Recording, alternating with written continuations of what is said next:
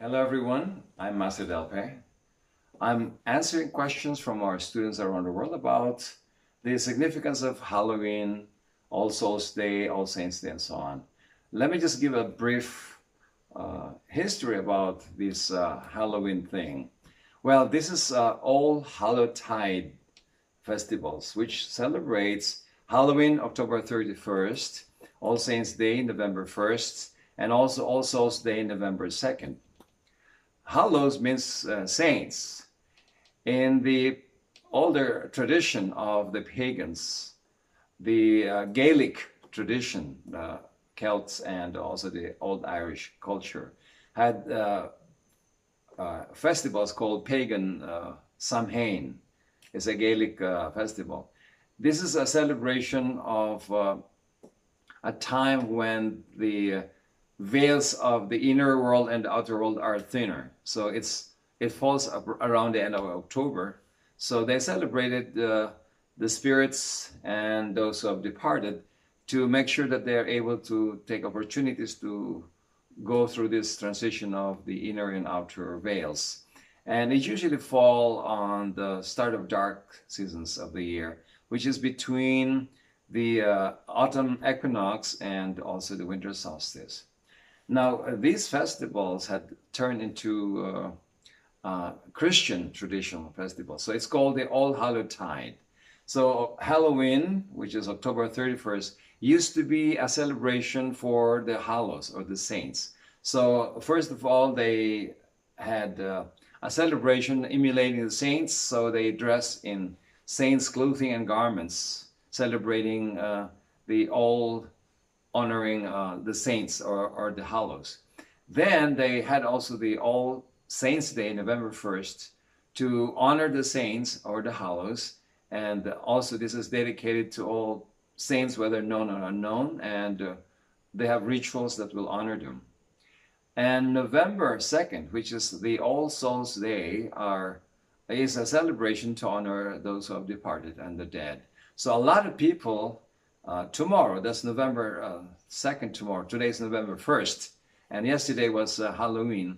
A lot of people will visit the cemeteries and the grave and do a memorial service, either through the priest's help or through their prayers, to pray for the people who have departed.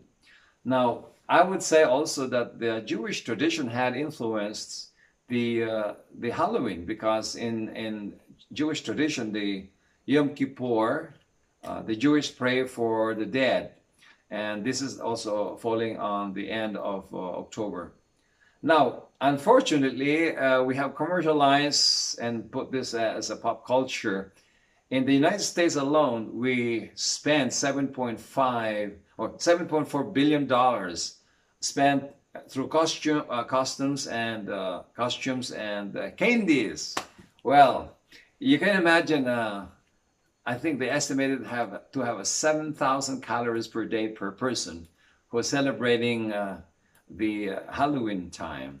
And they say it's around 6 Titanics of candies. So that's a lot of calories put into one's body during Halloween.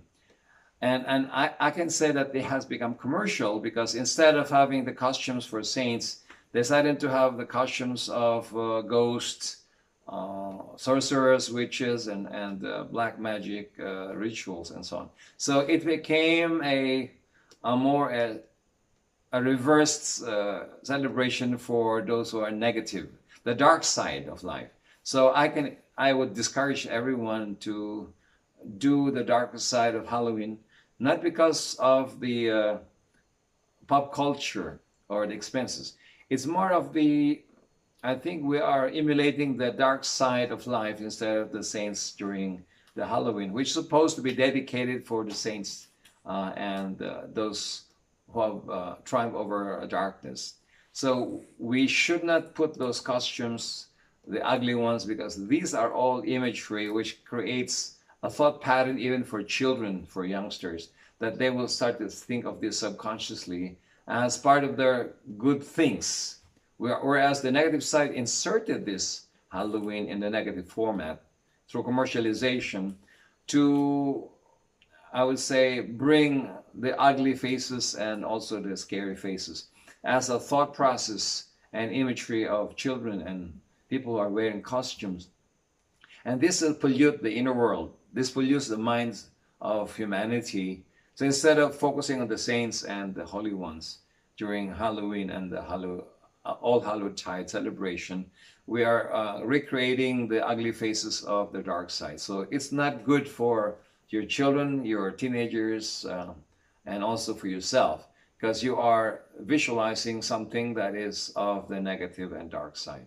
So I encourage you to even visualize your saints. You visualize the imagery of your prophets and good people who have contributed to your spirituality, because these will also be an antidote to the already polluted inner world by using the commercial Halloween's ugly imagery. Now, the Gaelics had used bonfires. They have Samhain cakes and other festival rituals, which brings a lot of this celebration of the spirits of nature. And again, as I said, during the time of the Gaelic festival, during the Hallows or the Halloween, the spiritual groups tend to use the thinning of the veils between these inner and outer world, the one who's alive and the dead, to communicate and so on. So I think we should be obliged to rectify our mistakes or even our own beliefs that these commercial things are just for fun and it's just for creative purposes. It's the time that our children will eat as much candies as they can, especially the trick or treat. And I tell you, the gaining of weight and maybe diabetics, you have to be careful during this time. 7,000 calories per person during the Halloween. $7.4 billion invested in costumes and candies. And as they said, 6 Titanic ships are full of these candies. So we will celebrate the original intents of the Christian faith and also the best of the pagan tradition on celebrating the saints, the hallows, and also to remember our people who have departed and pray for them. This is the time to mentally communicate with them. Now, I have taught in my class, The Life After Death and the Inner World, that when people die, the exit of the dying process only releases the physical and the human aura. The person is the same. They're still alive the same way as before in the emotional and mental state, except they cannot communicate verbally or they cannot be physically present anymore because they cannot come back.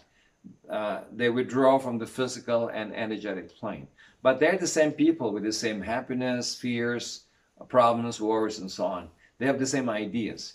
So you can tune into the signature of their energies, their emotions and mind as they were alive, to communicate with them and comfort them also as they are also maybe lonely in the inner world, missing the family or the loved ones. So you have not only to pray for these people, you need to mentalize that they are releasing into the higher bright light of the heavenly world.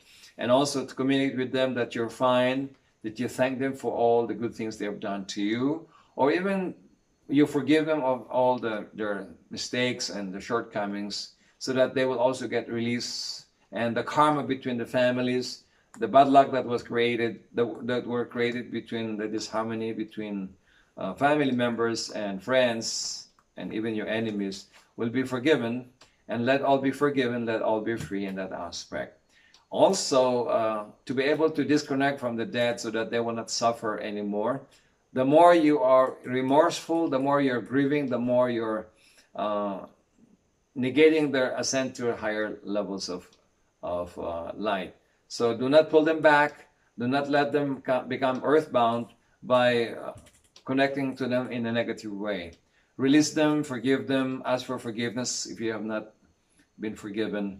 You pray for them that they will go into higher realms of existence. You give them some good news about you and your family.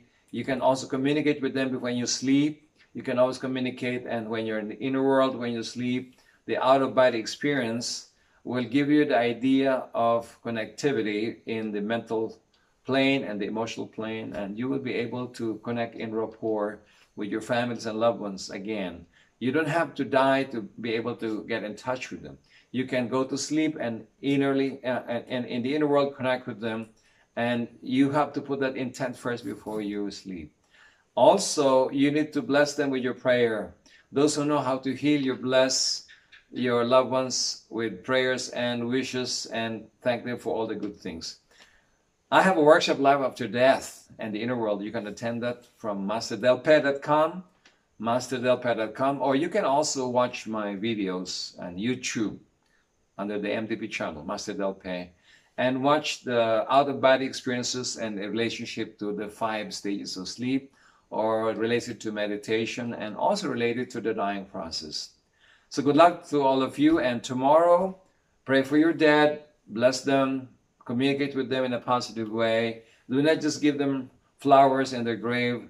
Just send them positive feelings and thoughts so that they will receive the flowers of your love instead of the physical flowers.